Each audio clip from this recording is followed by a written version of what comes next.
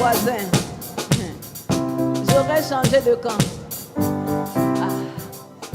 Donc quand tu me salues, voisin, faut pas me négliger. Oh. Faut bien me saluer. Alléluia. Pour lui dire que, mais est-ce que tu sais que j'ai en train de parler à un multi quoi? Eh, vous aimez l'argent.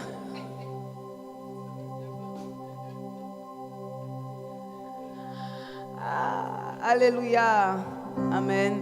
Alors, je veux qu'on lise ce passage. Amen. Ce passage, n'est-ce pas? De Genèse 26, verset combien? Je vais voir si tu suis à l'école. Verset 22. Alors, on va le lire. Dit, c'est mon verset. C'est notre verset de l'année. Amen. C'est notre bénédiction de l'année. C'est là où Dieu nous attend. C'est ce que Dieu a déclaré nous concernant. Alléluia. Est-ce qu'on peut le déclarer donc ensemble? Genèse 26, verset 22. Amen. Dis, on va à Rehoboth comme ça. On va à Rehoboth. Alléluia. On va à Rehoboth. Alors, est-ce que tu peux le déclarer avec vie? Amen. En fait, tu sais quoi? En fait, non, chaque jour, si tu peux, chaque jour, il faut que tu déclares ce verset chaque jour. Tu dois le déclarer jusqu'à ce que ton subconscient capte ça. Jusqu'à ce que tu l'acceptes. Jusqu'à ce qu'il soit bien établi en toi. Ça ne doit pas juste être une persuasion. Tu vois, non, tu ne dois pas être persuadé que non, tu me transportes. Tu vois, non, ça ne doit pas juste être un slogan. Parce que ce n'est pas un slogan. Alléluia. Cette parole-là n'est pas un slogan. Ce n'est pas une bonne parole. Ce n'est pas une parole de plus. C'est que l'apôtre Mohamed ne nous a pas dit ça parce que bon, il voulait un peu nous flatter. Il dit non, c'est pas ça. C'est pas une affaire de flatterie. C'est pas parce que le verset est beau. Mais c'est une bénédiction que Dieu nous donne. Alléluia. C'est une promesse qui est pour nous. Alléluia. Donc ce qu'il faut que tu fasses en 2026 là, c'est chaque jour tu déclares. Chaque jour tu dois te voir rêver. Tu dois te voir dans ton Rehoboth. La clé des hommes spirituels, des hommes de foi, c'est qu'ils rêvent. Tu dois rêver. C'est que tu dois te voir. Tu veux être transporté dans quoi? Tu veux être transporté où? Donc quand tu déclares ce verset tous les jours, tu es devant le verset et puis tu te vois dans ton Rehoboth. Est-ce que tu te vois même dans ton Rehoboth? Tu vois, il y a seulement une personne qui dit Amen. Là, tu dois te voir dans ton Rehoboth. Tu dois te voir dans ton repos. Rehoboth, c'est le repos, n'est-ce pas? Donc tu dois te voir dans ton repos. Quand tu fermes les yeux, est-ce que tu te vois dans ta dimension de repos? Ou bien quand tu vois uniquement ton Si tu n'arrives pas à voir ce que tu veux, si tu le dis seulement, sans le voir dans ton esprit, comment tu veux que cela vienne? Est-ce que si ton Rehoboth c'est la santé, est-ce que tu arrives à te voir en santé, en pleine santé, jouer, t'épanouir, faire ce que tu n'arrivais pas à faire?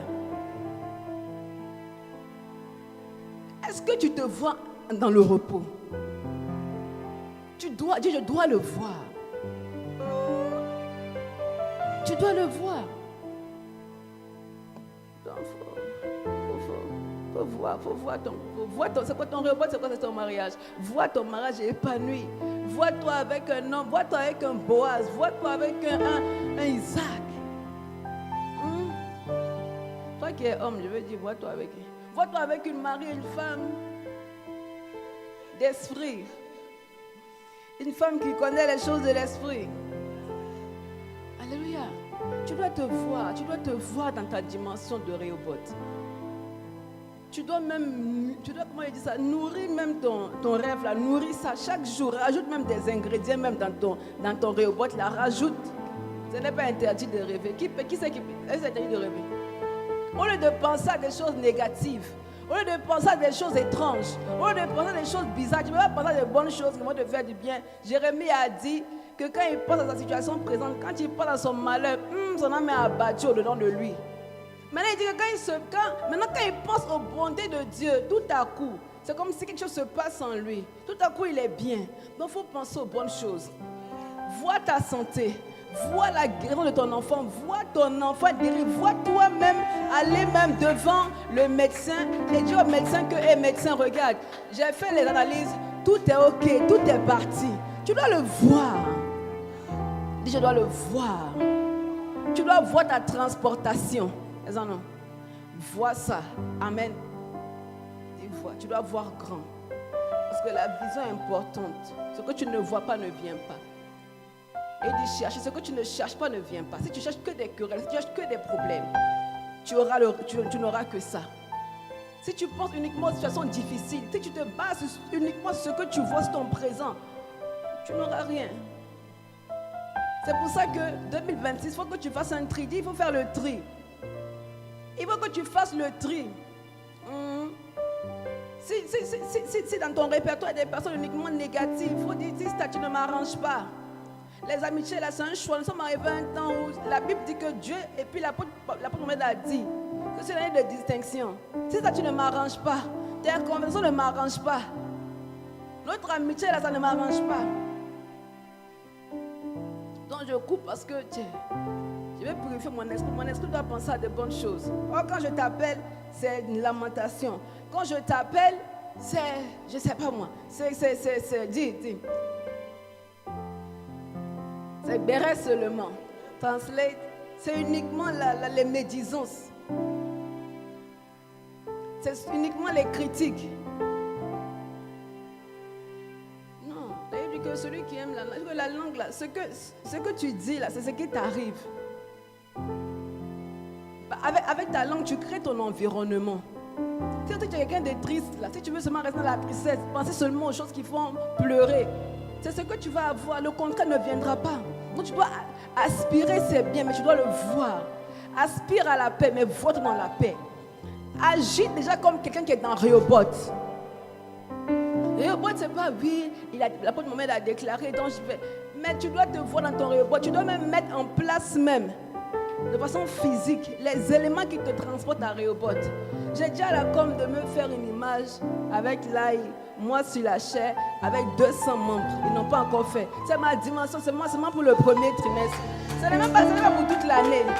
C'est seulement le premier trimestre. Donc, je me vois. Dans mon esprit, je me vois, mais je peux prendre là. Quand j'ouvre mon téléphone, je vois l'image.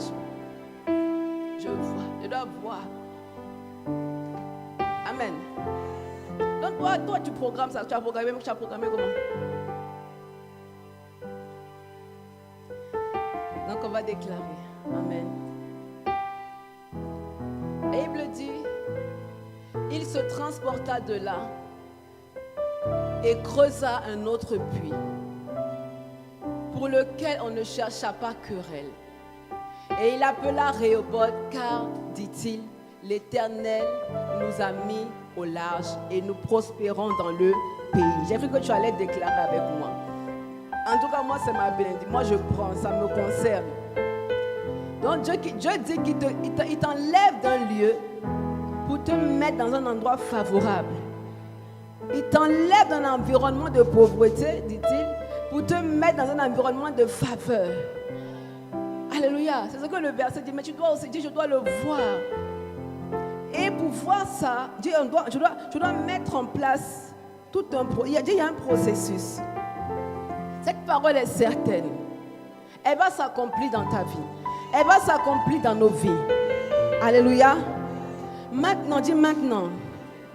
Genèse 26, versets 15 à 16. Ce matin, je n'ai pas un message nouveau. Je vais simplement te redire ce que j'ai dit dimanche dernier et il faut qu'on prie. Ce matin, je suis venu prier. Je suis venu pour qu'on prie. Il faut qu'on prie. Il ne faut pas que tu aies l'habitude uniquement de venir au culte, écouter un message, juste écouter. Tu dois avoir la coutume, l'habitude d'écouter un message, l'écrire et en semaine, mettre en pratique. Alléluia. Mettre en pratique le message. Pour que la semaine qui suit, tu viennes encore écouter par la grâce de Dieu un autre message. Mais comme je sais que tu n'as pas bien mis en pratique, donc je reviens sur le message pour qu'on prie. Alléluia. Voilà. La Bible dit, tous les puits ici, il s'agit d'Isaac. Qui est Isaac? Isaac, c'est le fils de la promesse. La Bible déclare que Dieu, n'est-ce pas, a béni papa Abraham. Qui connaît Abraham ici? Dieu a béni papa Abraham. Il lui a donné un fils. Et maintenant, Abraham est parti. Abraham est décédé. Et Isaac, maintenant, marche à la suite de son père. Et voici que Dieu, il y a une famine. Il y a eu la famine. La famine, c'est qu'il y a sécheresse. La famine, c'est qu'il y a vide, il y a manque. La famine, c'est qu'il y a désert. La famine, c'est qu'il y a, comment on appelle, augmentation, comment on appelle ça? Quand tout augmente, inflation, c'est ce dans quoi nous sommes, n'est-ce pas? Tout augmente. Tout devient cher. Le pouvoir d'achat augmente, donc la vie devient chère, les loyers deviennent chers, tout augmente, tout augmente. Donc quand tout augmente, la clé n'est pas de se lamenter. Lorsque tout augmente, la clé, toi aussi tu dois comment? Augmenter. Alléluia. Quand tout augmente, c'est le signe pour toi, c'est le signe en fait que Dieu te dit que frère, tu dois aussi augmenter ton niveau. Tes sources doivent aussi se multiplier. Tu ne dois pas seulement vivre avec une seule source. Frère, je te rappelle que nous sommes à Éden. Et à Éden, il n'y a pas seulement une seule source de revenus. Et il déclare qu'à Éden, il y avait comment? 4 fleuves. 2 fleuves sortaient 4 sources. Ce qui veut dire qu'un bon enfant de Dieu, né de nouveau, ne doit pas avoir seulement une seule source de revenus. Je sais même pas où Dieu en va seulement. Donc la Bible dit qu'il y a eu la famine.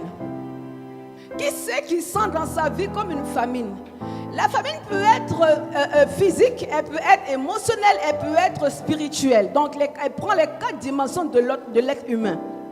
Il y en a ici qui peuvent avoir une famine émotionnelle, dans le sens où ils se sentent tout le temps rejetés, mal aimés.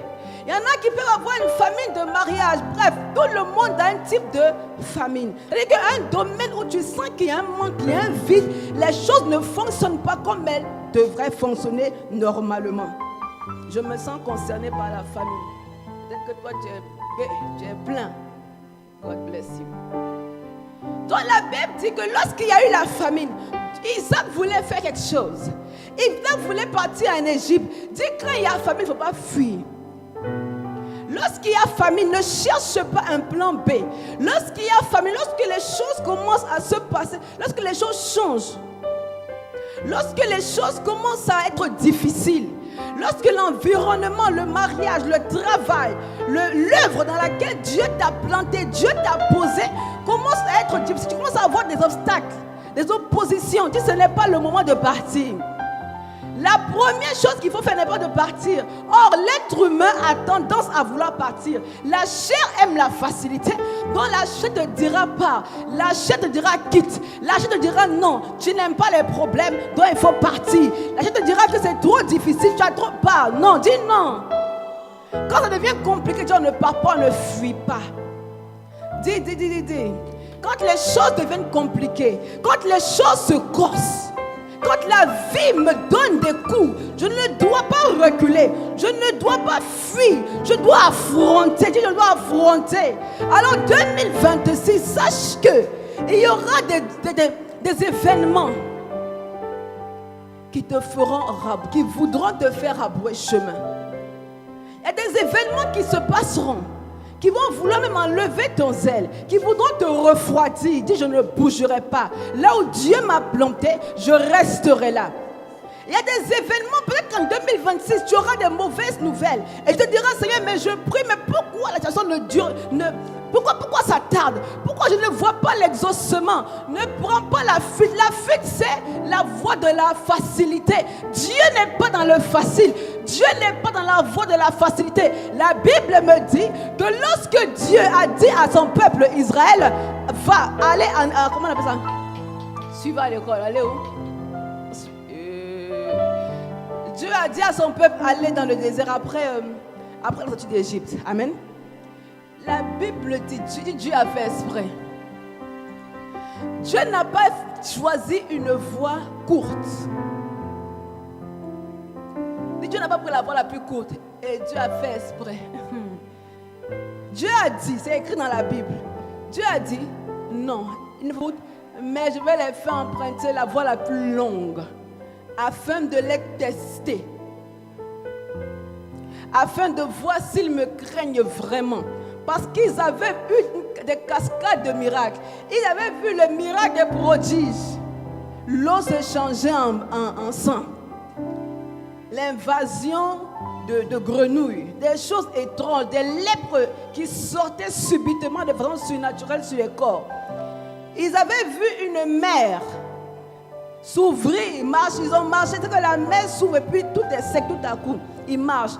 Donc Dieu dit, ils sont uniquement dans la dimension du miraculeux. Ils ont vu de belles choses.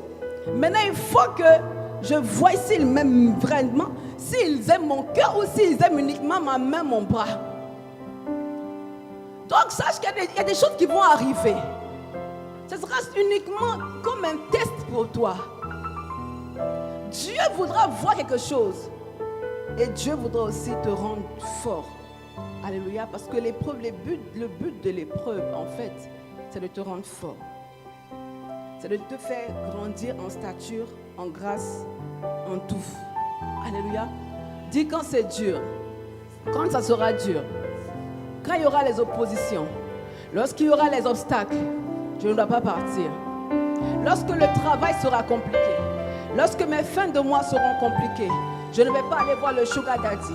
Mais je dois dire, Jésus est ma source. Alléluia. Au lieu de réfléchir à un sugar daddy, tu dois te dire non. Je dois réfléchir à comment savoir quoi faire. Je dois réfléchir à comment aller mettre mes CV pour gagner plus. Je dois réfléchir pour créer une source d'activité, une source de revenus supplémentaires. Mais tu as été béni. Mais vous savez que la bénédiction de Genèse 22, 26, verset 22, la bénédiction te donne un pouvoir.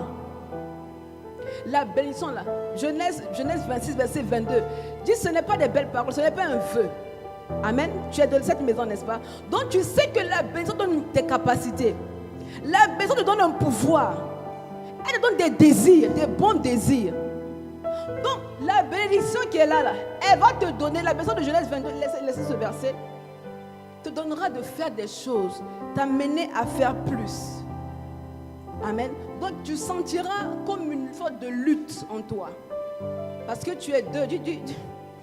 Tu as deux dimensions. Amen. Terrestre et spirituelle. Donc tu sentiras ta chair qui voudra prendre la voie de la facilité. Mais en même temps tu entendras la voix du Seigneur et l'Esprit te parler aussi. Il faudra que tu choisisses la voie de l'Esprit. Et la voie de l'Esprit, ce n'est pas la voie de la facilité. C'était juste ça ma parenthèse. Donc la Bible dit ici, lorsque tout devient difficile, Isaac a eu comme toi et moi, comme nous l'avons eu auparavant, mais ce n'est plus notre partage maintenant, l'envie de partir vers ce qui est verdoyant. L'envie d'aller vers la situation l'option la plus facile. Et il a dit, je vais aller en Égypte. Frère, 2026, ne quitte pas. Là où, je te dis quelque chose. C'est-à-dire que si tu es dans un département, si tu es dans un travail, si tu es dans un foyer, si 2020 tu as trouvé quelque part, tu ne dois pas quitter. Ne quitte pas, ne pars pas. Peu importe, si ce sont des études, ne change pas de... Dis ne quitte, je ne dois pas quitter. Alléluia. Donc il dit, je vais partir. Isaac dit, je pars, je vais en Égypte. Et Dieu vient parler à Isaac. Dieu dit à Isaac, ne pars pas. Dis Dieu a dit à Isaac, ne pars pas. Reste ici. Dieu a dit à Isaac, ne pars pas. Et Dieu a donné une instruction claire à Isaac. Dieu a dit à Isaac, Isaac, il faut que tu fasses quelque chose. Et il faut que tu fasses quelque chose. Je dois faire quelque chose. Je ne dois pas fuir. 2026, je dois affronter les choses. Je dois affronter les situations. Parce que j'ai reçu le pouvoir de les affronter, plus que ça, de les vaincre. Alléluia. J'ai dit que la bénédiction te donne des capacités. C'est que la capacité que tu n'avais pas hier, 2026, tu as la capacité que Isaac avait. Amen. La capacité qu'il avait, c'est de quoi? C'est d'aller dans les puits que son père avait creusés et de les creuser. D'avoir les ressources. Les ressources, c'est quoi? Est-ce que c'est Isaac même qui creusait? Tu vois? Donc cette bénédiction-là va te donner des hommes, des gens qui vont travailler pour toi. Cette bénédiction va te donner des aides. Tu auras des aides en 2026. Alléluia. Discerne-les. Reconnais-les. Ils viendront te faciliter le travail. Ils viendront te faciliter les choses. Alléluia. Alors, donc Dieu vient voir Isaac. Et Dieu dit à Isaac, Isaac, ne pars pas. Va dans le pays des Philistins, tu dois faire quelque chose. Les Philistins, tout le monde, nous savons que ce sont les ennemis de Dieu, n'est-ce pas, en temps normal. Eh Dieu. Donc, et puis qu'est-ce qui se passe? Dieu dit à Isaac, Isaac, regarde. Tu dois creuser les puits de ton père. Et il dit, tous les puits qu'avaient creusés les serviteurs de son père, du temps d'Abraham, son père, les Philistins les comblèrent et les remplirent de poussière. Tu sais qu'il y a famine, non? Il y a famine, non? C'est chaud sur toi. On vient d'envoyer le courrier mise en demeure d'électricité, mise en demeure de quoi encore? De EDF, pardon, l'électricité c'est EDF. Mise en demeure de Veolia. Les impôts tombent sur toi. Mise en demeure de loyer et habituellement tu dois quitter ta maison, tu dois sortir. Mise en demeure. Maintenant ta femme aussi va te dire que oh, mais tu n'es pas attentionné. Depuis que je me suis mariée avec toi, tu n'es pas attentionné. Vraiment, c'est-à-dire que moi, j'ai trouvé un homme qui m'offre tout ce qu'il veut, il est attentionné. Quand je parle, il m'écoute pendant des heures. Quand tu n'es même pas attentionné, vraiment, je ne réfléchis. C'est-à-dire que je sens que tout ça tombe sur toi. Et Dieu dit, reste. Dieu dit, ne va pas, reste. Et maintenant, dans reste là, ok, je vais rester. Ok, je vais commencer à creuser les puits. Je vais commencer. Donc Isaac, Dieu dit à Isaac, va et commence à creuser les puits que papa Abraham avait creusés. Et pendant qu'il est en train de creuser les puits, mais maintenant, pendant que maintenant tu as dit, ok, je ne pars pas, Seigneur, j'affronte. Tu commences à mettre les étapes en place, à mettre le plan d'action en place. Tu dis non, 2026, je vais jeûner comme ça, je vais prier comme ça. 2026, je dormais trop, je vais me lever à 4 heures, je vais dévancer l'aurore. Je vais commencer à décrire des paroles de bénédiction, des décrets. 2026, je m'en vais poser mes CV. 2026, je prends ma candidature pour être mère. 2026, tu commences et que tu es rempli de zèle, de feu, tout ça là. Tu prends des décisions, tu établis ton plan. Mais il savait que la poussière, tout ce que tu fais, tu dis, aïe. Mais Seigneur, tu n'as pas dit, tu as dit de rester, je suis là. J'ai mis en place une routine, un process. Mais frère, ça là, je n'ai pas préparé ce que je viens de dire. J'ai mis en place un projet, j'ai mis en place des choses, mais ça ne marche pas. Mais qu'est-ce qui se passe? La Bible dit que les Philistins comblèrent et remplirent les trous de poussière. Donc pendant que tu seras en train de faire des efforts, il y a quelqu'un, il y a des gens, il y a des Philistins, il y a des gens, il y a des individus qui seront en train de faire quoi? De mettre de façon volontaire des oppositions. Alléluia. Mais les oppositions ne doivent pas te freiner. Ça fait partie du game, ça fait partie du process, ça fait partie. Tout ça là, c'est ça le Pâques. Ça fait partie de la bénédiction. Dis, ça ne doit pas t'effrayer. Ça ne doit pas t'effrayer. Alléluia. Tu vas dire non, Seigneur, mais j'ai tout fait comme tu as dit. J'ai tout fait. Seigneur, j'ai dit de pardonner, mais j'ai pardonné, j'ai tout fait. Mais comment, pourquoi la situation revient? Verset 16. Et Abimelech dit donc à Isaac, va-t'en de chez nous, car tu es beaucoup plus puissant que nous. En fait, donc le petit Isaac, dans ton petit mariage que tu minimises là, dans ton petit travail, ton étoile, c'est toi qui minimises ton étoile. Sache qu'il y en a qui voient, qui ont déjà vu ton étoile. Il y en a qui ont déjà vu ce que tu dois devenir dans le monde spirituel. Alors tout ce qu'ils sont en train de faire, c'est uniquement, l'ennemi ne peut pas annuler ta destinée. Satan ne peut pas détruire ce que Dieu a dit. Il n'a pas ce pouvoir-là. La seule chose qu'il peut faire, c'est de te dérouter. La seule chose qu'il peut faire, c'est mettre des obstacles, des embûches pour t'empêcher d'arriver à destination. La seule chose qu'il peut faire, c'est d'utiliser le découragement, d'utiliser la peur, tous les éléments qu'il va trouver pour t'empêcher d'arriver. Donc, il faut savoir que toi qui es beaucoup persécuté, c'est ton cas, c'est simplement parce que c'est à cause de qui tu es. Qui était-il? Fils d'Abraham, héritier. Il transportait quelque chose. Amen. On ne t'attaque pas parce que tu n'es rien, on t'attaque parce que ton étoile est trop grande. Parce qu'elle brille trop. Amen. Donc je dois être conscient conscient de ça.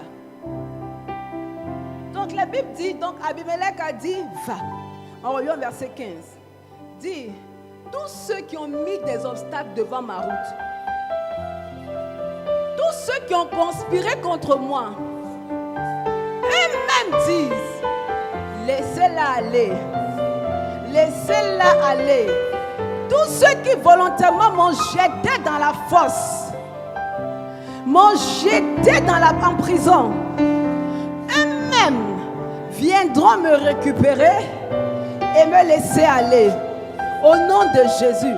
Tout sorcier même qui s'était assis sur ma vie, sur ma destinée, sur mon progrès, sur mon élévation, sur ma santé, eux-mêmes disent en ce moment précis, laissons-la, laissons-la, laissons-les, laissons-la, laissons-les aller, laisse-les aller. Ils disent, laissons ces enfants aller. Au nom de Jésus-Christ. Verset 15. Donc la Bible dit qu'Isaac a fait quelque chose. Isaac a creusé les puits de son père.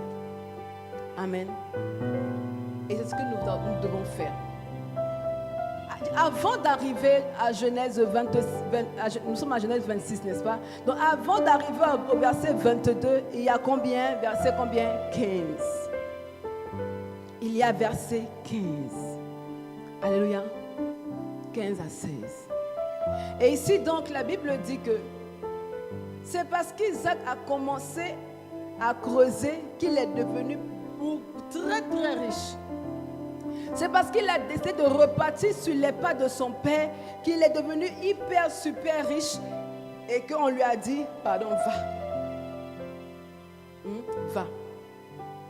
Et c'est à la suite de ça que la Bible dit que Dieu l'a transporté où? À Rehoboth.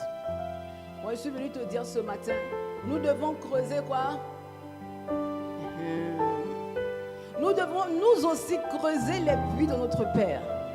Notre premier Père, notre premier source, c'est Dieu notre Père. Amen. C'est Dieu qui est dans les cieux. Et Dieu, maintenant la Bible dit que Dieu maintenant s'est fait chair, il est venu sur la terre. Il a pris une forme humaine, il est venu sur la terre. Maintenant, Jésus-Christ, maintenant Dieu sur terre, nous donne une recommandation. La recommandation que Jésus nous a donnée, c'était de faire quoi? Avant de partir. Qu'est-ce qu'il a dit à ses disciples? Qu'est-ce qu'il a dit à ses intimes? Qu'est-ce qu'il a dit à ceux qui étaient avec lui tout le temps? À ceux qui ont marché avec lui? À ceux en qui il a mis, comment on dit ça? Il a investi en eux. Vous avez compris? Qu'est-ce qu'il leur a dit? Il leur a dit d'aller, de faire de toutes les nations des disciples. Puis j'ai accepté Jésus. C'est bien. J'ai accepté Jésus, non? C'est bien.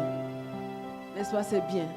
Mais tu dois, toi aussi, devenir un gagnant d'âme. Ta famille n'est pas encore sauvée. Tes amis ne sont pas encore sauvés. Tes voisins, tu n'as même pas encore parlé de Jésus. N'est-ce pas? Je me rappelle quand j'ai accepté le Seigneur, j'avais une amie qui elle aimait trop les choses compliquées, les plans compliqués. Et moi, je suis dans le monde, mais je savais que ce qu'elle faisait comme c'était anormal. Dès qu'on dit on sort, dès qu'on sort là, quand on dit on va, dès qu'on sort, il faut qu'elle rentre avec quelqu'un. J'ai dit, mais tu n'es pas fatigué. Après, tu vas dire que la personne t'a jeté comme une vieille chaussette. Après, tu vas encore pleurer. Donc, quand nous sommes en boîte, dès que je vois que je ne la vois plus là, j'essaie déjà. Et mon appel de parler, de gronder là, c'est pas, ça ne date pas de maintenant. Donc quand c'est comme ça là, je commence à papater. Mais il faut que tu arrêtes ça. Après tu ne m'appelles plus. Pour commencer à pleurer. Pour me dire que non, en fait, je pensais que il était. Mais comment il va être différent?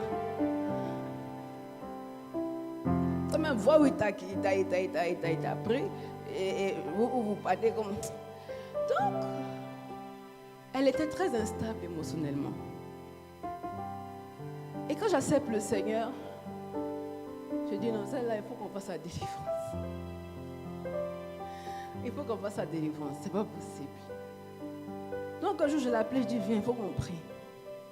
On a prié, on a fait délivrance, tout ça. Maintenant, quand j'ai accepté le Seigneur, que je vois en fait son visage dans le monde spirituel. Parce qu'elle se mettait avec des gens, mais c'était elle, c'est la relation seulement d'un jour. Les gens finissent de faire ce qu'ils ont à faire et puis ça y est, c'est fini. Ciao, au revoir. C'est même pas que ça va durer même une semaine, même un mois. Et c'est comme ça ne faisait que tout le temps. C'était la même chose. Toi, je vois son visage était... Non, je dis, mais c'est tout. Je vois que son visage est bizarre, son visage est... J'ai dit, je comprends maintenant. Donc on a prié. J'assène les démons. Aujourd'hui, elle est dans une relation solide depuis beaucoup d'années avec des enfants. Toi, depuis que tu as accepté Jésus, est-ce que tu as amené ta bestie avec qui tu faisais les 400 coups à Christ? Est-ce que tu lui as parlé de Jésus? Est-ce que j'ai déjà pris un temps pour dire je prends ce temps, il fait très chaud. Je prends ce temps pour uniquement prier pour ma famille ou uniquement prier pour mes amis qui ne sont pas encore dans le Seigneur, qui n'ont pas encore accepté Jésus.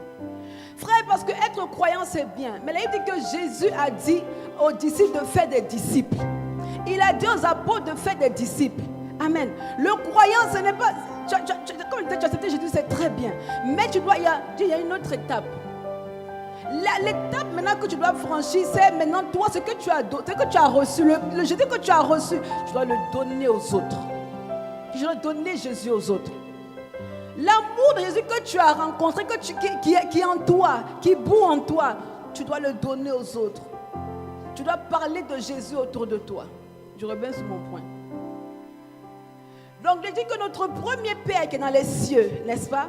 L'ordre qu'il a donné, c'est d'aller de faire toute façon des disciples. Le deuxième Père que nous avons, c'est l'apôtre de cette maison. C'est le Père de cette vision. Dis lui aussi, je lui ai donné une vision. Frère, il faut que tu saches que tu es ici, ce n'est pas par hasard.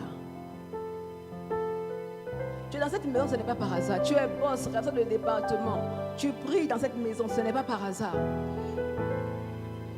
Parce que tu as reconnu en lui, n'est-ce pas, la voix du berger, n'est-ce pas?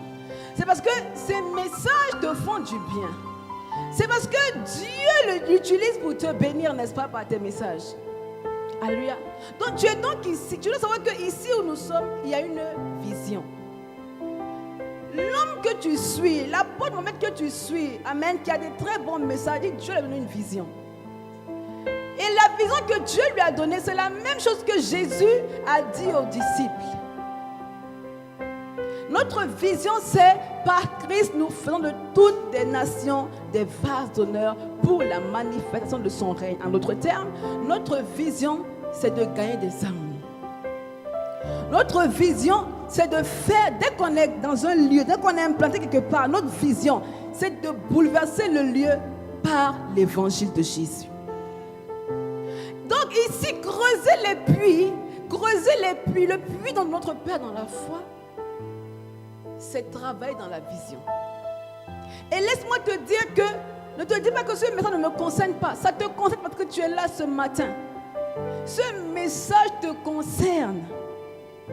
Ça te concerne parce que tu es là. Dieu ne parle pas au hasard. Donc tu dois creuser les puits. Tu dois creuser. Oui. Tu veux Rehoboth, non? Rehoboth est un process. Pour vivre Rehoboth, c'est le plan final. Pour vivre Rehoboth, il faut suivre les étapes. Pour rentrer dans Rehoboth, il faut suivre le process qui a conduit Isaac en Rehoboth. Je suis en train de te prêcher Genèse 26, verset 15 à 22. Je suis en train de te prêcher une autre parole. Je te prêche ce qui est écrit dans la Bible. La Bible dit que pour qu'Isaac soit transporté à Rehoboth, Isaac a fait quelque chose. Et ce qu'il a fait, c'est de repartir dans les puits. Isaac n'a pas creusé ses puits d'abord. C'est à Rehoboth que maintenant, Dieu maintenant a donné à Isaac ses propres ressources. Sa propre, si je peux dire comme ça, sa propre vision maintenant. Mais avant, dis, je dois creuser. Creuser veut dire quoi? Quelle est la source? Quelle est la vision? C'est de faire de Toulouse des vases d'honneur pour la manifestation du règne de Dieu. C'est pour ça que tu es ici. Tu ne sais pas. Tu sais pas? C'est pour ça que tu es là. Oui, c'est pour ça que tu es là. Tu n'es pas là. Peut-être que c'est le message du mariage qui t'a peut-être attiré. C'est le message de la restauration divine de l'âme qui t'a peut-être attiré. C'est le message de la guérison qui t'a attiré. Mais c'est un moyen pour Dieu de t'attirer, de t'amener là. Parce que lorsque Dieu met présent des personnes dans une vision, c'est-à-dire qu'en toi, tu as déjà la capacité de travailler pour la vision. Isaac avait les gens pour creuser avec lui. Dieu en moi, il y a toutes les capacités. En toi, il y a toutes les capacités. Alléluia. En moi, il y a toutes les capacités. En toi, il y a toutes les capacités pour faire de toi un gagneur d'âme en 2026. Alléluia. Maintenant, je t'ai dit qu'il faut qu'on parle du feu. Parce que on ne peut pas aller parler de Jésus, on ne peut pas évangéliser sans...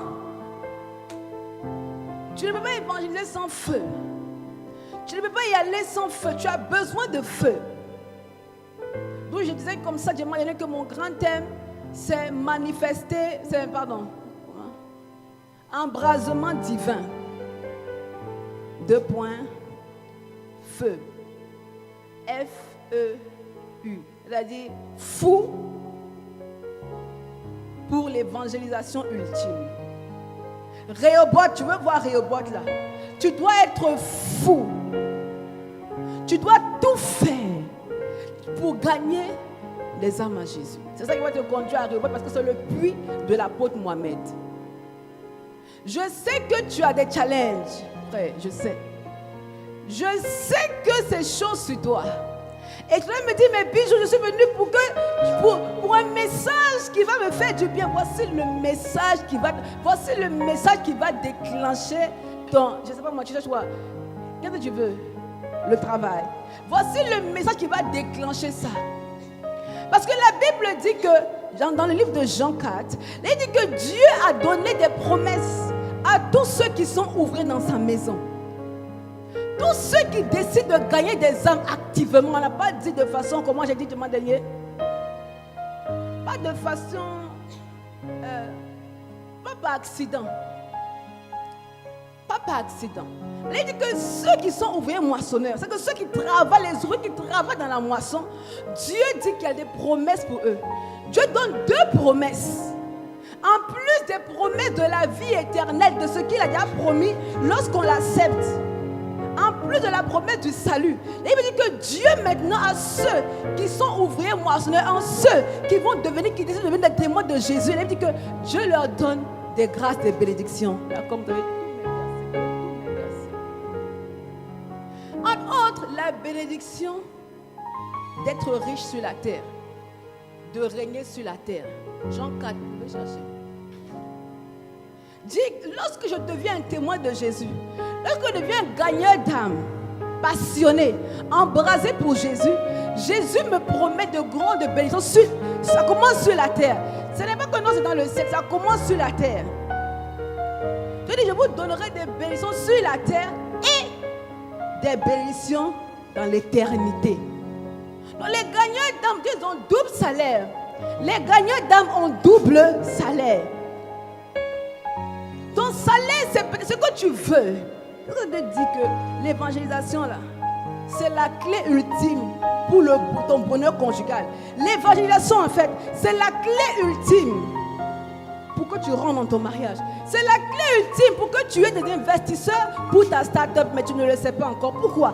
Parce que lorsque tu iras parler à quelqu'un, tu ne sais même pas que lorsque tu iras parler à quelqu'un, là en parlant, en manifestant l'amour de Jésus, tu dois parler à un investisseur, un potentiel investisseur, mais tu ne le sais pas.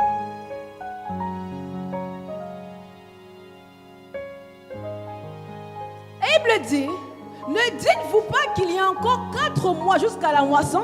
Non, pas la question de parler de reboucher, de recreuser, les puits des pères. Il y en a qui sont en train de dire, mais Bijou, ce n'est pas la saison. Mais Bijou, C'est la saison où je dois faire comme maman Esther. C'est-à-dire que mes 6 mois dans les huiles, je prépare mon mariage. Qu'est-ce que tu me dis? Je prépare mon mariage. Laisse-moi prier uniquement pour mon mariage. Laisse-moi me préparer physiquement, émotionnellement uniquement pour mon mariage. Laisse-moi faire comme Esther. Jésus dit, vous dites que ce n'est pas maintenant qu'il faut évangéliser. Vous dites que ce n'est pas le moment pour l'évangélisation ultime. Vous dites que ce n'est pas le moment. Vous dites que non, d'autres personnes le feront. Mais la Bible dit que Jésus dit aux disciples, dit que depuis ce temps-là, depuis le temps de Jean 4, la verset 35, c'est le temps de la moisson.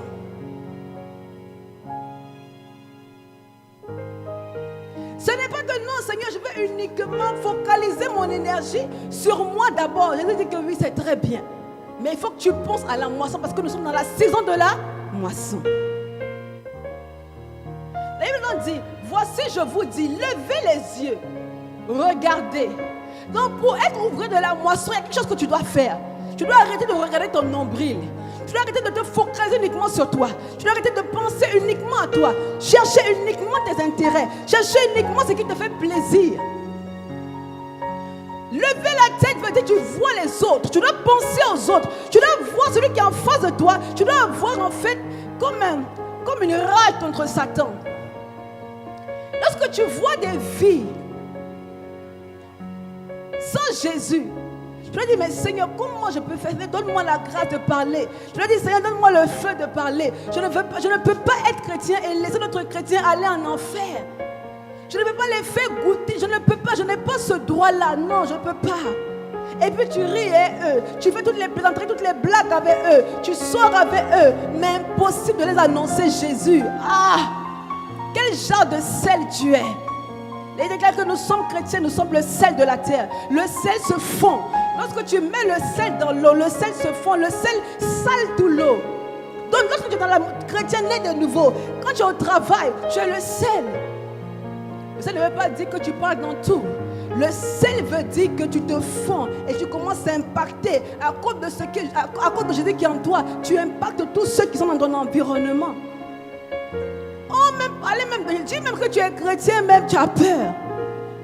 Oh, la Bible dit que dans les temps de la fin, Dieu va mettre à part certaines personnes. Ils s'appellent les élus. Tu sais, la bénédiction à laquelle tu aspires ne vient pas de toi. L'élévation à laquelle tu aspires ne vient pas de toi. C'est Dieu qui a mis ça dans ton cœur. Il a mis ça dans ton cœur, pourquoi?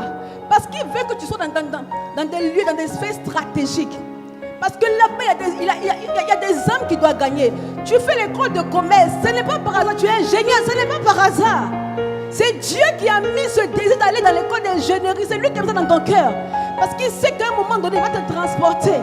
À un moment donné, il faudra que tu parles de lui. Parce qu'il doit gagner des âmes qui sont là-bas. Parce que là-bas, dans ton entreprise, il y a une femme qui est blessée. Il y a une femme qui se mutile. Mais tu ne le sais pas. Tu es superficiel.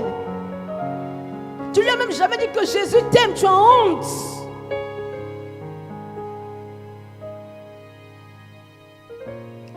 La suite, dans la Bible dit, regardez les champs qui déjà blanchissent pour la moisson. Alléluia. Toulouse blanchit, Toulouse est prêt, Toulouse est prêt. Toulouse n'est pas dur. Toulouse n'est pas dur. Toulouse est prêt à accepter Jésus. Les Toulousains, le peuple toulousain est prêt à accepter Jésus comme Seigneur et Sauveur. Les cœurs des Toulousains n'est pas endurcis.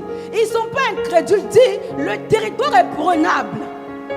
Can you say? Dis, le territoire est prenable. Oui. Dis, les 12 sphères de Toulouse sont prenables.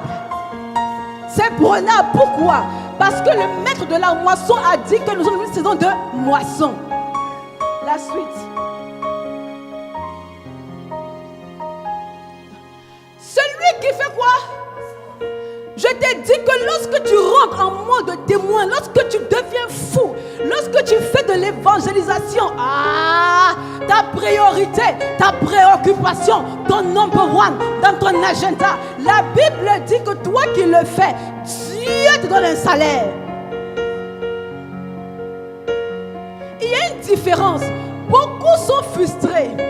Plusieurs d'entre nous sont frustrés.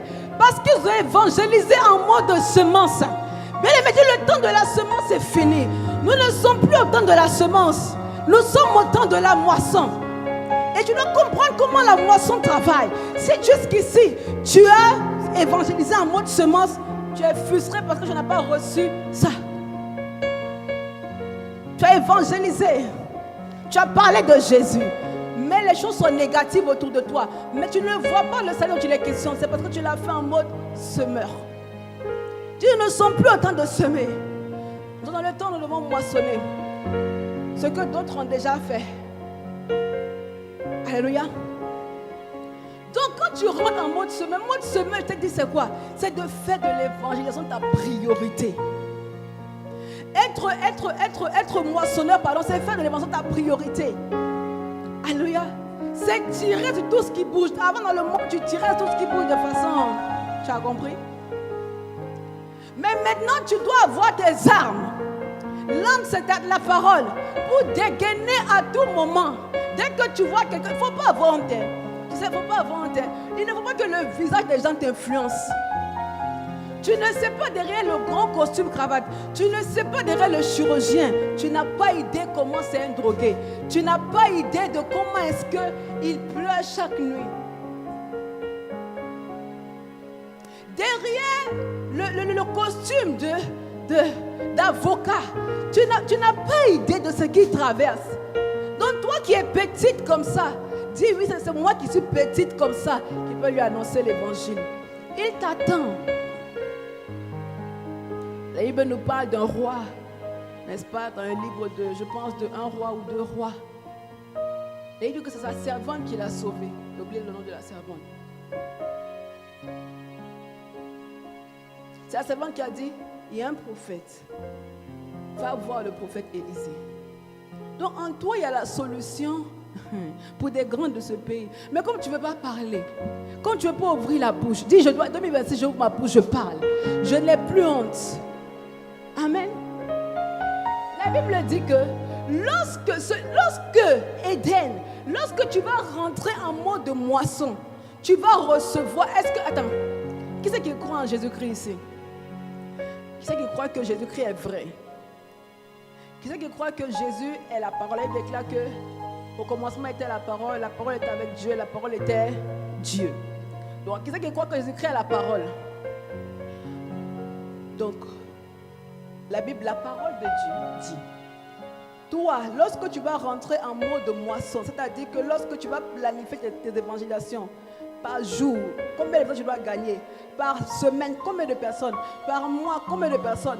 Par trimestre, semestre, année, combien de personnes? Il dit que tu vas recevoir un salaire, virgule. Tu vas amasser des fruits pour la vie éternelle, virgule. Le salaire, je te dis que c'est ce dont tu as besoin sur la terre. On ne bouffe, on ne mange pas le salaire dans le ciel. Dans le ciel, c'est les choses. Là-bas, tout est disposé. Tout est à notre disposition, on n'a besoin de rien. Maintenant, dans le ciel, il y en a qui auront des petites maisons. Il y en a qui auront des grosses maisons. C'est ça le salaire qui est dans le ciel.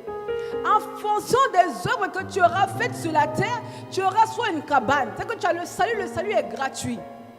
Maintenant, en fonction de comment est-ce que tu auras travaillé pour Jésus, tu auras soit un duplex, soit une villa, soit une cabane, soit une voiture dans laquelle tu vas dormir. Je refuse ça pour toi au nom de Jésus. Nous tous, on sera dans des villas, mais pas possible. On aura des cités, pas possible. Rien que pour nous. Mais tu reçois tout ça comment? Parce que tu rentres en mode de moissonneur. Parce que tu rentres en mode évangélisation, en mode moissonneur, témoin de Jésus. C'est lorsque tu te dis que oui, c'est vrai que j'ai besoin de papier. J'ai besoin d'une maison. J'ai besoin du travail, c'est vrai. J'ai besoin d'un stage, c'est vrai. Mais la Bible déclare que faites d'abord du Seigneur quoi? Je dois faire du Seigneur ma priorité. Au commencement, Dieu, cherchez premièrement le royaume. Donc, comme je le sais, je cherche d'abord les avantages du Seigneur. Pourquoi? Parce que Dieu me promet un salaire. Dans mon travail que je cherche, voici sa clé. la chose qui est bloquée dans ta vie, voici sa clé. Pas que tu n'as jamais évangélisé, mais tu n'es pas rentré en mode...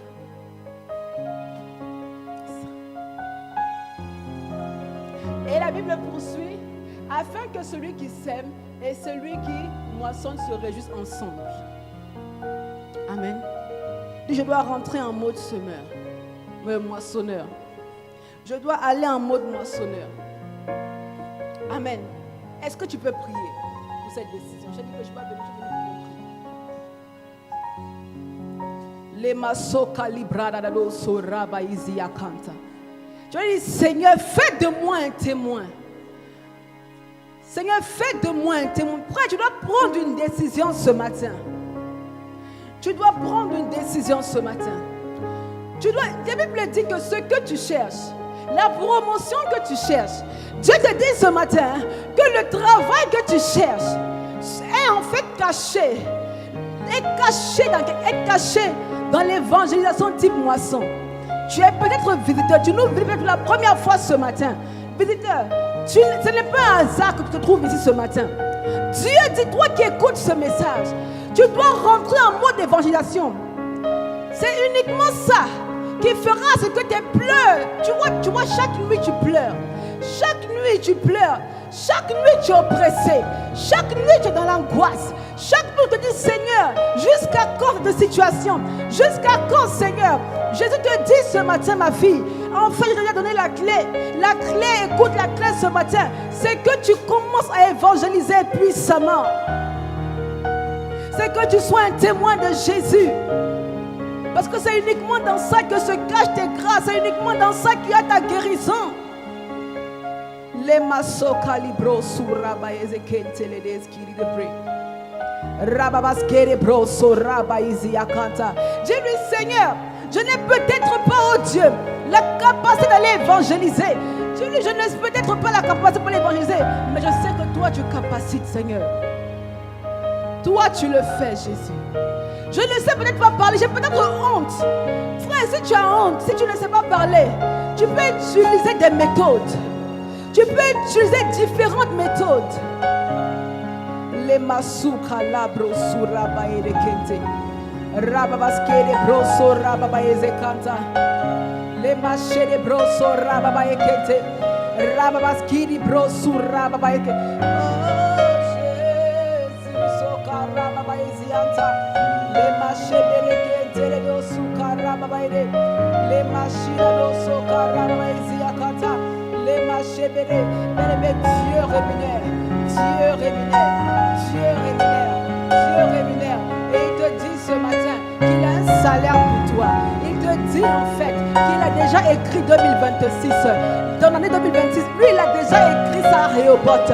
Mais maintenant pour que tu voies la manifestation de Rehoboth, pour que tu voies tes grâces, le repos, la paix dont tu as besoin, la clé, c'est l'évangélisation.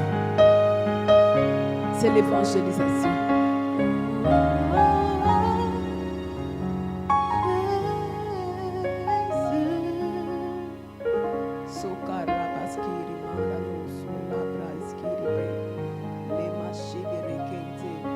Le salaire, c'est quoi? C'est la grâce. Le salaire, c'est la grâce. Le salaire, c'est l'influence que Dieu te donne. Le salaire, c'est la santé dont tu as besoin. Le salaire, c'est l'élévation dont tu as besoin. Le salaire, c'est la créativité dont tu as besoin. Les masuka rabaskiri manano soraba ezekente. Les macheri breskiri mande. Oh bien-aimé, fais un plan, dis quelque chose à Dieu. Dis-lui, Seigneur, je prends l'engagement ce matin de moissonner, Seigneur. Bien-aimé, lorsqu'on parle de moisson, le semeur fait quelque chose. Le semeur fait ceci. Il parle aux âmes et il dit, je vais les conduire. Ce qui est sûr, ils vont aller dans une église, ce n'est pas grave. Le semeur n'a pas le fardeau de l'âme. C'est comme le semeur n'a pas... Il sent... Comment dire ça? Le semeur ne se dit pas, je vais parler de Jésus à quelqu'un, la personne a fait la prière de foi. Maintenant, je dois conduire cette personne dans une œuvre. Juste vous deux. Il est où le petit? Juste toi et Le semeur ne se dit pas, je dois prier pour elle tous les jours. Le semeur ne dit pas, je dois m'occuper de cette brebis. Je dois l'enseigner chaque semaine. Je dois lui envoyer au moins un verset chaque semaine. Non, le semeur ne fait pas ça. Dis, si toi tu veux juste, c'est-à-dire que tu restes juste dans ton Jésus t'aime. Alléluia. Jésus t'aime. Alléluia. Tu ne peux pas avoir le salaire de Jean 4. Le salaire est réservé pour les moissonneurs. Donc qu'est-ce que le moissonneur fait? Le moissonneur porte le fardeau des brebis. Le moissonneur prie pour elles. Le moissonneur ne dit pas, elles iront dans l'assemblée XY. Le moissonneur sait que lui-même, il est dans une œuvre, n'est-ce pas? Donc il amène la brebis là où il est. Non, il y a beaucoup qui ont parlé de Jésus. Il y a beaucoup qui ont évangélisé et qui ont dit non. Moi, je vais uniquement amener la personne dans l'église XY, là où à côté de son quartier. Dis, ce n'est pas ça. Tu rates le salaire. Tu es en train de rater le salaire.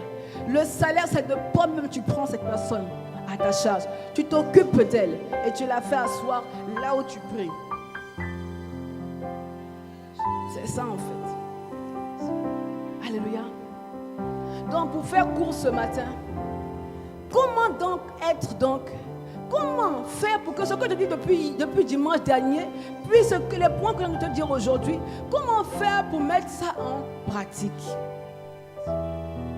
On a dit on a besoin de quoi? De feu. On a dit on a besoin d'être embrasé. L'apôtre Mohamed est un homme qui est comment? Embrasé. Amen. Et sa vision, c'est de quoi? De faire de Toulouse des vases d'honneur. Il n'est pas ici, nous sommes ici à sa place. C'est un homme qui est en feu pour les choses de Dieu. Donc tu dois être en feu. Nous devons être en feu. Comment on déclenche le feu? On va parler ensemble. Comment on déclenche le feu? Pour que le feu soit déclenché, il faut 3 éléments. Il faut l'oxygène, n'est-ce pas? Il faut l'élément qui brûle, n'est-ce pas? Et il faut l'étincelle, n'est-ce pas? Donc, dis j'ai besoin de feu. Quand je te parle de feu, le feu c'est la gloire de Dieu. Donc mon thème de l'année, quand je dis le feu là, tu dois prendre ça au sérieux. Le feu c'est la gloire. Le feu c'est la gloire de Dieu qui vient se déposer sur toi. Quand je te dis viens on prie pour le feu, tu dois prier avec ferveur pour le feu. Le feu c'est ce qui te révèle au monde. Le feu, c'est ce qui te conduit dans ta destination, dans ton destin, dans ce que Dieu a dit pour toi. Alléluia. C'est le feu. Bien, frère, tu peux être l'or. Tu peux avoir une très belle destinée, une très belle promesse. Mais l'or a besoin de passer par le feu pour pouvoir briller. L'or doit passer par le feu pour qu'on voie son éclat. Pourtant, il a de la valeur. Tu as de la valeur. Pourtant, il a de la valeur. Mais on ne voit pas sur lui la gloire. Parce qu'il n'est pas passé par le feu. Le feu n'a pas brûlé. Le feu n'a pas fait son travail. Dieu, oh Seigneur, que ton feu fasse son œuvre en moi. Seigneur, que ton feu fasse son œuvre en moi. Seigneur, que ton feu me purifie. Que ton feu consume ce qui a consumé dans ma vie. Que ton feu enlève ce qui est enlevé dans ma vie. Parce que le premier but du feu, c'est d'abord de te purifier. Lorsque le feu vient juger, le feu vient séparer, le feu vient enlever ce qui n'est pas de Dieu en toi. Alléluia. Que le feu de Dieu vienne. Donc j'ai dit il faut 2 éléments. Il te faut toi. Tu es l'élément qui brûle. Donc tu es le combustible. Dis, je suis le combustible.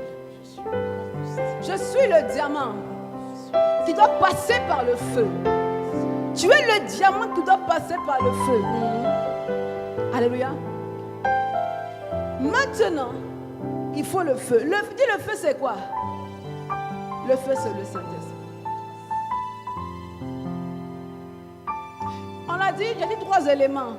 combustible, comburant et étincelle. Nous sommes les combustibles.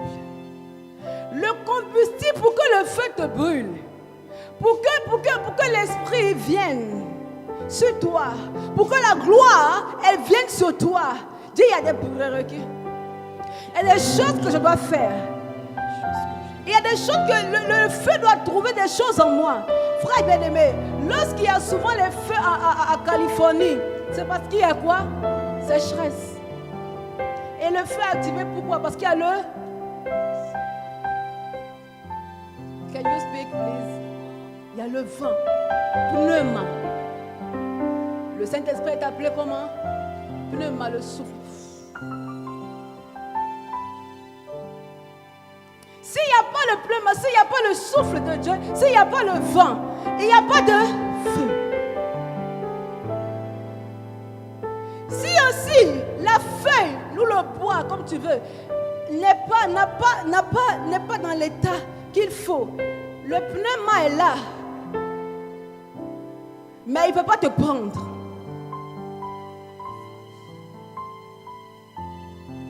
Donc, le pneuma, c'est l'atmosphère dans laquelle tu dois être. Le pneuma, c'est l'atmosphère. Je dois créer l'atmosphère du feu. Le feu, c'est pas parce que tu vas dire non, je veux le feu. Non, le feu, il faut dire, je dois créer l'atmosphère du feu. Amen. Tu dois réclamer l'esprit. Tu dois soupirer après l'esprit. Et l'esprit, c'est la prière. Le pneuma se déclenche dans la prière. C'est pour ça que, bien aimé, je t'ai mis 7 jours de jeûne pour activer le feu. Mais je suis étonné que 7 jours de jeûne, ce sont les mêmes personnes qui se connectent. Et puis après, on va dire, Seigneur, on veut rentrer dans notre destinée. On veut la manifestation de notre destinée. Le feu, c'est l'atmosphère. Il faut l'atmosphère.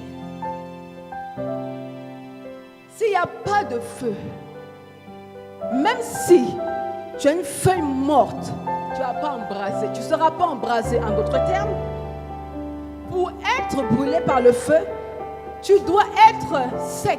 On m'a dit ça ici, n'est-ce pas? Tu dois être une feuille sèche, dépouillée de toi, des choses de la chair. Tu ne dois pas seulement être un chrétien qui prie, mais je dois être un chrétien qui a un cœur pur, éloigné de toute forme de duplicité. Lorsque le feu va venir, si tu laisses le feu va venir consumer ce désir de masturbation, ce désir de mensonge. Parce que la première chose qui vient, c'est consumer ce qui n'est pas bon. C'est consumer ce qui n'est pas de lui. Le feu vient d'abord brûler, purifier. Amen. Dès qu'il a brûlé, maintenant voilà, il va maintenant te révéler. Donc, je dois travailler l'image de Jésus. Je dois travailler ça, être à l'image de Jésus. Je dois travailler Galates 4, verset 22. Les fruits de l'esprit. Amen. Tu veux ta manifestation, non? Tu veux voir la gloire de Dieu, non? Maintenant, pour entrer dans la gloire, Dieu, il y a des prérequis. La Bible dit que Dieu cherchait quelqu'un. C'est que Dieu te cherche. Il dit que du temps de David, Dieu cherchait quelqu'un. C'est que, non. Avant que David ne soit, il y a eu un temps où Dieu cherchait quelqu'un. C'est pareil en 2026. Dieu cherche des personnes pour accomplir ses desseins.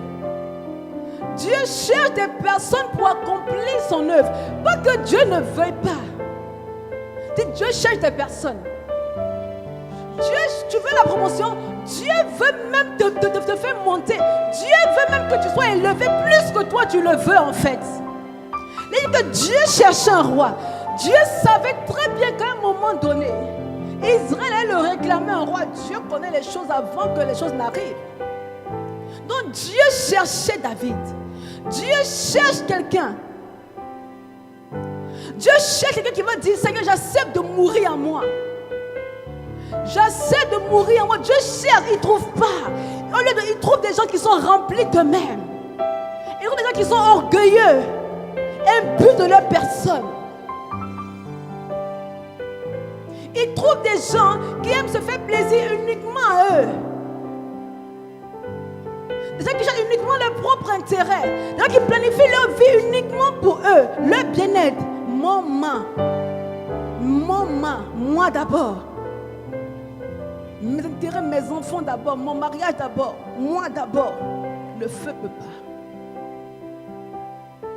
Pas que tu ne verras pas de grâce. Mais ce ne sera pas la dimension du diamant. Ce ne sera pas la dimension de gloire. Alléluia.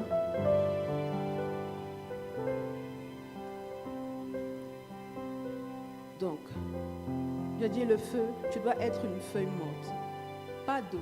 Quand il y a l'eau, le feu ne prend pas. L'eau, c'est tout ce qui est en plus là. C'est le surplus là. C'est tout ce que tu dois enlever. Donc je veux que tu pries, tu te connais.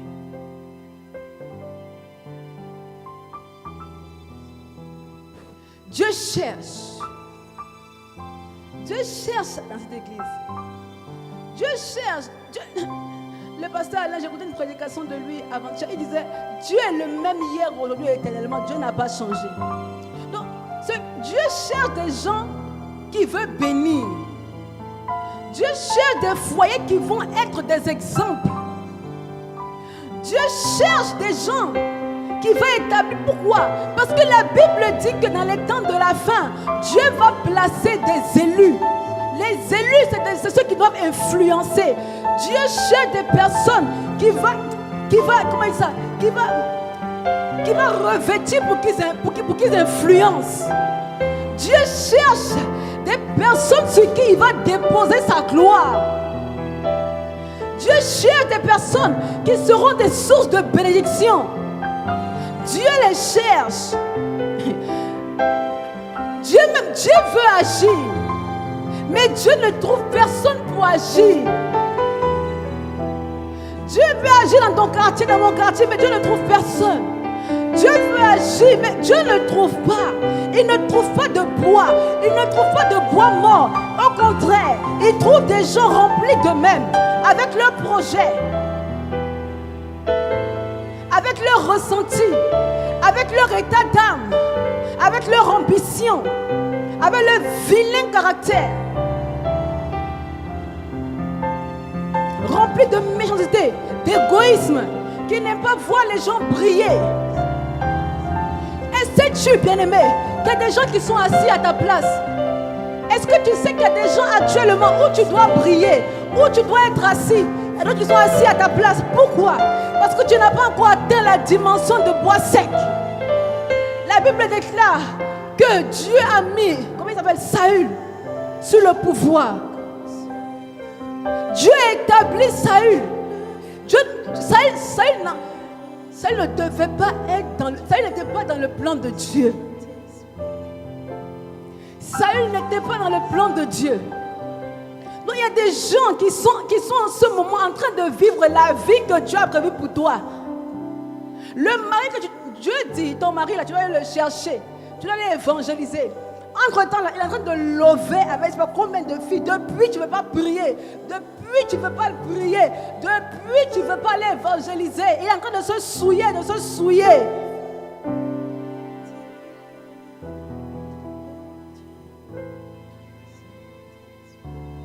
Il y a des gens qui occupent ta place. Dieu te cherche. Il dit que Dieu a trouvé David. Pourquoi Dieu a trouvé David? Parce que Dieu a trouvé. Là, il dit David est l'homme selon mon cœur. Pas que David était parfait, Noé. Il dit j'ai trouvé David l'homme selon mon cœur, qui va accomplir toutes mes volontés. Voici ce que Dieu veut. D'où Jésus-Christ a dit, cherchez premièrement le royaume. Le royaume, c'est quoi? C'est d'accomplir premièrement toutes les volontés de Dieu. Dieu savait très bien que David, dès que Dieu allait dire David, tu tournes à gauche, David allait tourner à gauche. Mais lorsque Dieu vient te parler pour te dire tourne à gauche, tu dis non. Lorsqu'on dit sortons, allons évangéliser, tu dis non. Lorsqu'on dit on doit remplir cette salle, doit prendre 150 personnes par dimanche, tu dis non. Dieu dit je te donne la possibilité, l'opportunité de changer de niveau, mais tu dis non.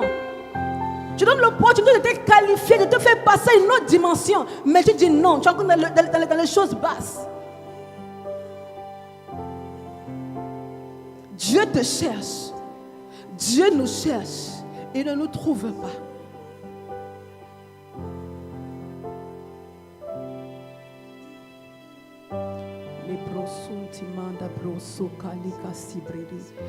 Et la Bible dit que David n'était pas un usurpateur. David n'a pas fait semblant. David n'était pas de ceux-là même qui jouaient des rôles. Il dit qu'à un moment donné, David a fauté. Et ce qu'il a fait, il a été vrai. Pour que le feu vienne, tu dois être vrai. Pour que le feu vienne sur toi, tu dois être vrai. Tu dois arrêter de te raconter des bobards. Tu dois arrêter, tu dois être vrai. Vrai veut dire que tu viens devant la face de Dieu et que tu dis, Seigneur, voici ce qui me combat, voici ce qui me lutte, voici ce qui me challenge. Je n'y arrive pas. Je n'arrive pas, je tombe, je me relève, je tombe, je me relève. Je ne sais pas, je n'arrive pas à m'empêcher d'être jaloux, d'être jalouse. Je n'arrive pas à m'empêcher d'être rempli de colère. Je n'arrive pas à critiquer, à arrêter de critiquer. Seigneur, je n'arrive pas à arrêter de me masturber. Je n'arrive pas à arrêter dans l'adultère. Je n'arrive pas. Parce que je t'ai dit que le feu, la première fois, on m'a longtemps prêché dessus. Lorsque je te parle de feu, frère, je te parle d'une dimension de gloire. C'est quoi la dimension de gloire? C'est une autre dimension de l'esprit.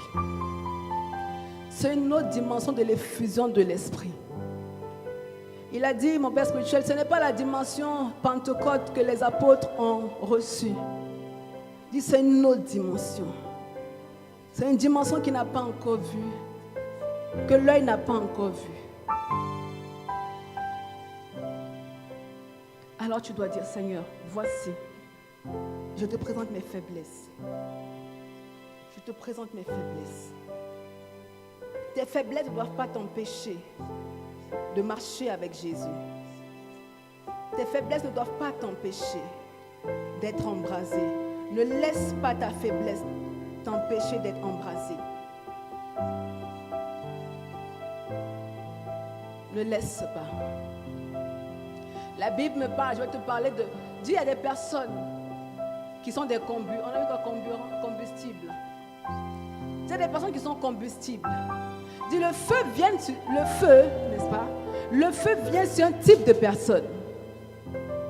Le feu vient sur des personnes qui sont combustibles. Je vais te donner donc l'exemple de 4 personnes. De 4 types de personnes qui sont combustibles. Afin que tu puisses te retrouver dans ça. Et que toi aussi, tu présentes tes faiblesses à Dieu comme ces personnes l'ont fait. Là, il parle de Gédéon. Lorsque Gédéon se présente, lorsque l'ange vient parler à Gédéon, Gédéon dit de lui qu'il est le plus petit, de la plus petite des tribus. Gédéon se voyait comme un tout petit. Il ne se voyait pas capable du tout. Il a présenté sa faiblesse. Le feu vient, je t'ai dit du moment donné que le feu ne vient pas sur où tu te crois être fort. Le feu vient dans ta faiblesse. Pas que Dieu acclame la faiblesse. Dieu n'est pas pour la faiblesse. Non. Mais une fois que tu as fait comme David, une fois que tu as reconnu ta faiblesse et que tu as dit, Seigneur, je te la présente, aide-moi. Dieu vient et il se saisit de ta faiblesse et il la transforme en force pour sa gloire. Gédéon, Dieu dit, si tu es un vaillant héros, il dit, mais il ne s'agit pas de moi. Donc dans sa faiblesse, là où lui il dit, je suis le plus petit de la plus petite des tribus, mais Dieu l'appelle comment? Vaillant héros. Oh, il n'a encore rien accompli. Une autre personne que j'aime, elle dit, non, mais comment elle peut parler de Jésus? Je n'ai pas de témoignage. Sarah était stérile, non? Sa stérilité a duré toute sa vie. Elle est tombée enceinte à combien? À 80 ans? 90 ans? Hey! Ne te dis pas non, Seigneur, je n'ai pas encore tout ce qu'il faut pour parler de toi. Non. Et une autre femme, moi, que j'aime beaucoup dans la Bible, c'est Ruth. Ruth, c'est qui? C'est une veuve. Ruth, déjà même, de par même sa lignée, elle n'avait même pas le droit de rentrer dans l'héritage. Donc, d'où elle vient, elle est déjà, comment elle dit ça? Disqualifiée même. Je vais te dire, Seigneur, quand elle tourne la tête et qu'elle voit ma famille, de quelle gloire tu parles? Le plus grand poste que ma mère, mon père ont occupé, c'est secrétaire de gestion. De quelle gloire tu parles? Dans mon sens, il n'y a pas de schéma de réussite. De quelle gloire tu parles? Dis, le feu vient dans ça. Disqualifiée. À cause d'où elle vient, d'où elle vient, à cause de son sang. Maintenant, elle arrive encore dans un pays, dans un lieu où, là-bas, elle est esclave. Donc, ça veut dire que Ruth est sans domicile. Non seulement elle est sans domicile fixe, mais Ruth est étrangère, elle est sans papier. Elle est veuve, elle n'a pas d'enfant. Parce que la Bible ne mentionne pas qu'elle a eu des enfants. Dis tout ça là. Le feu est venu. Tu sais qui c'est qu'elle a rencontré? C'est que, tu vois, non? Je te dis que Dieu attend. Papa Boaz, c'est un vieux, c'est un papy, il est âgé. Il attendait Ruth depuis. Donc, ta grâce t'attend. Il attendait. C'est comme si, en fait, c'est comme si l'histoire était tracée finalement pour qu'elle soit là et pour qu'elle épouse cet homme. Mais elle a accepté de bouger. Le feu vient, quand le feu vient, ça ne te laisse pas statique. Tu sais que tu n'es pas en feu. Le feu te fait bouger. Quelqu'un qui est en feu ne peut pas dire que non, moi je suis fatigué. Dès qu'on dit les choses de Dieu, oh je suis fatigué, je n'ai pas envie, j'ai envie. Tu as la dimension, encore on a dit la dimension de la chair. Non. Elle a bougé. Ça veut dire que tu dois te surpasser. 2026. Tu ne dois pas être dans la procrastination en fait. Alléluia. Tu ne dois, parce qu'elle a dit non, je vais quand même y aller. L'avenir était incertain. Qu'est-ce qu'il lui disait que où elle allait avec cette vieille femme nommée Naomi? Elle allait avoir un mariage. Elle savait très bien qu'elle allait vivre chez Naomi, même n'avait pas de maison. Quand elle t'explique là, tu penses que Naomi même n'avait pas de maison. Naomi repart dans son pays, c'est vrai, mais Naomi même n'a pas de maison. Naomi ne sait pas où elle va dormir. Donc les deux ne savent même pas comment elles vont manger. C'est Ruth qui s'en va travailler dans un champ. Et quand tu travailles pour la moisson, Ruth a travaillé dans un champ. Dis la moisson. Ah d'accord. Elle ne savait pas faire. Elle n'a pas dit comme je ne sais pas faire, alors je ne vais pas faire. Comme je ne sais pas parler, comme je suis trop faible, je suis encore malade, tu ne m'as pas encore guéri. Donc je ne vais pas. J'attends d'abord que tu me guérisses, j'attends d'abord que tu me rétablisses. Ensuite j'irai. Non. Ruth ne savait pas travailler dans les champs. Mais elle savait une chose, c'est que son ex-belle-mère, son ancienne belle-mère a dit, ma chérie, nous on n'a pas à manger, va travailler, on va manger. Et elle arrive là, elle ne sait pas faire. Mais elle avait la volonté. Elle avait la volonté. Ça veut dire quoi? Ça veut dire que on peut poser des actes, faire des choses. Mais c'est celui qui voit dans l'invisible qui qualifie tout ce que tu fais. C'est Dieu qui voit dans l'invisible ce qui se passe en toi au moment où tu fais la chose. C'est lui qui te qualifie ou te disqualifie. Tu peux être fort dans un domaine, mais Dieu sait que tu peux faire plus. Tu peux être plus fort que ça, mais tu ne le fais pas. Tu restes tes acquis. Il ne faut pas croire que Elle ne savait pas. Elle ne savait pas travailler. Elle ne savait pas. Boaz a vu. Boaz a dit, oh. Mais est-ce que c'était la seule qui était là? Non seulement elle est étrangère, non seulement elle ne sait pas travailler, et puis c'est elle qu'on remarque. Tu es dans la saison de don, tu es dans la saison de la moisson, tu es dans la saison. Et le temps là, ce que je viens de te raconter, c'était un temps de moisson. Tu es dans la saison, il faut glaner. Il faut glaner, il faut travailler, il ne faut pas rester improductif. Il faut travailler. Mais il faut travailler dans la moisson d'abord, au commencement. Alors je vais finir là et je vais te demander. Présente ta faiblesse à Dieu.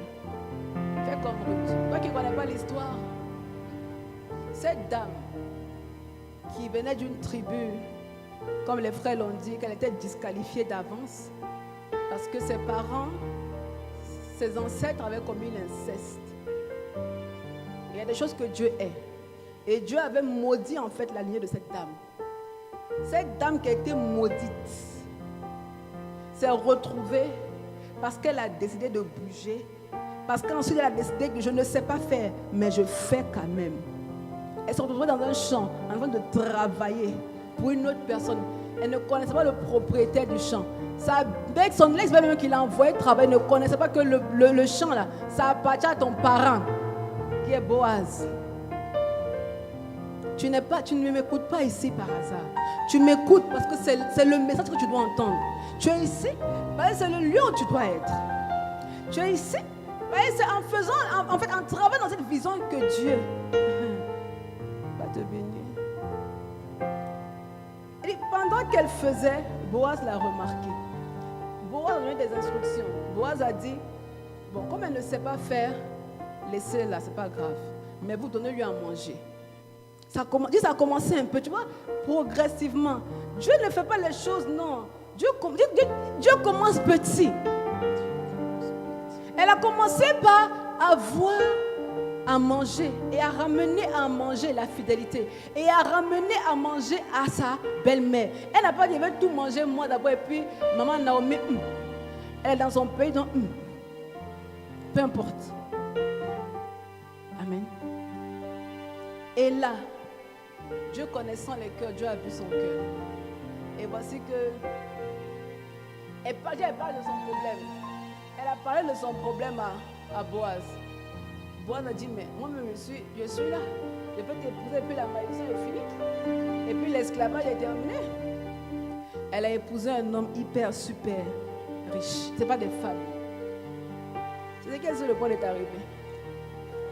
Lorsque tu vas faire comme elle, accepter de glaner, accepter de travailler dans le champ, accepter de travailler, accepter d'être témoin, accepter d'être un ouvrier moissonneur. Et cette même femme maudite est rentrée dans la généalogie de Jésus-Christ. Pourquoi? Comme ça, il y a eu un préalable. Elle est rentrée dans la lignée de Jésus. Quand tu vois le livre de Matthieu 1, on parle de Ruth. Ruth est l'ancêtre de David. Tu vois comment les choses peuvent basculer, n'est-ce pas? Juste parce qu'elle a écouté une instruction. Donc toi qui as l'habitude d'écouter et de rester au stade d'écoute, nous sommes nombreux ici, nous nous connaissons. Là, il dit que le berger connaît sa brebis, je vous connais, on se connaît. Mais aussi ceux qui vont décider, et je crois que toute cette salle décide de rentrer en mode moissonneur, en mode témoin. La suite, c'est quoi? C'est que Dieu te donne un salaire incroyable. Alors je veux que tu pries et nous allons nous arrêter là.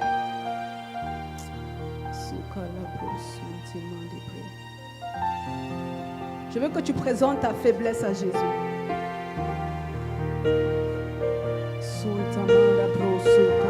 Et tu dis, Saint-Esprit, aide-moi. Saint-Esprit, aide-moi. Divin, oh Dieu.